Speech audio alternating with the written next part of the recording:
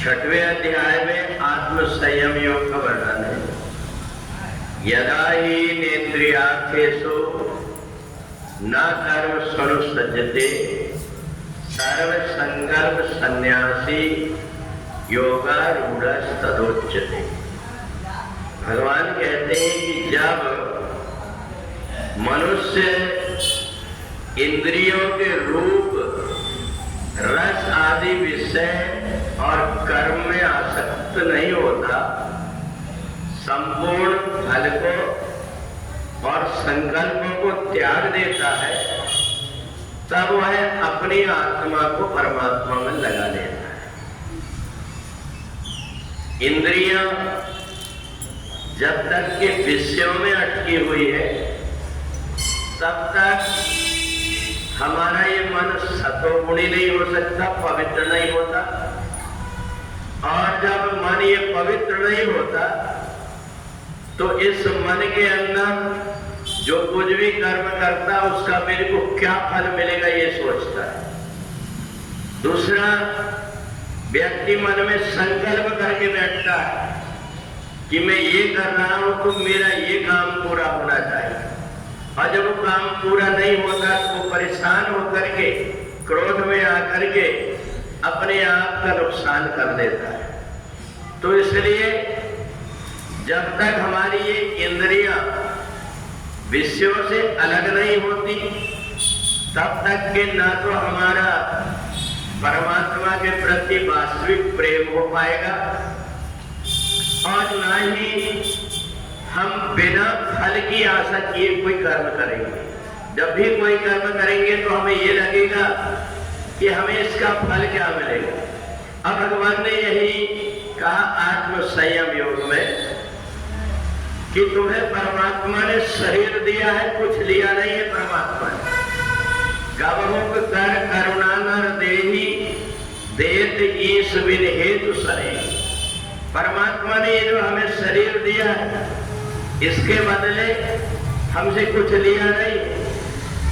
अगर ये शरीर को आप कितना कीमती है देखना चाहते हैं तो कोई व्यक्ति कहे कि तुम्हारी आधी उंगली काट करके दे दो, हम 50,000 रुपए देंगे, तो तुम सोचने लगोगे कि काट करके देना चाहिए कि नहीं देना चाहिए। एक आधी उंगली भी तुम 50,000 रुपए में नहीं देना चाहोगे, फिर इतना ये पूरा शरीर है।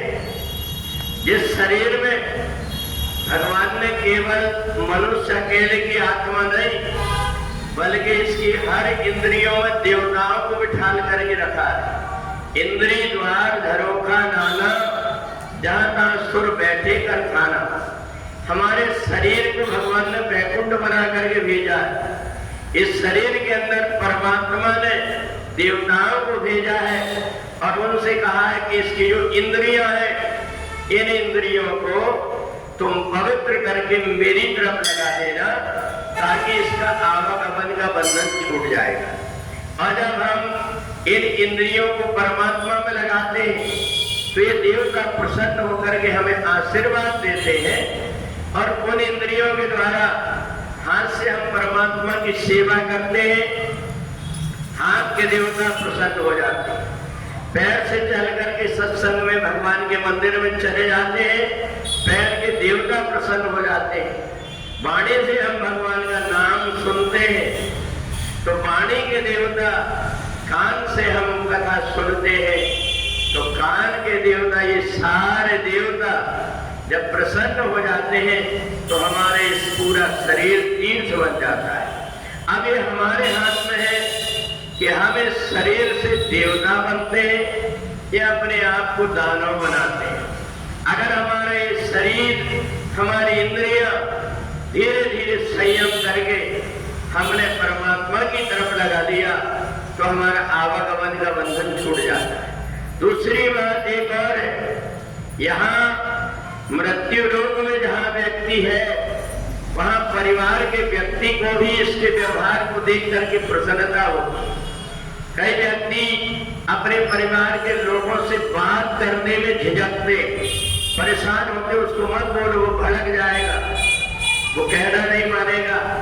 परंतु ऐसे भी कुछ व्यक्ति होते हैं जिनको परिवार के सदस्य के ऊपर पूरा विश्वास होता है, हम जो कुछ कहेंगे भले कष्ट होगा परंतु ये हमारी बात मानेगा, ऐसा भी व्यक्ति होता है।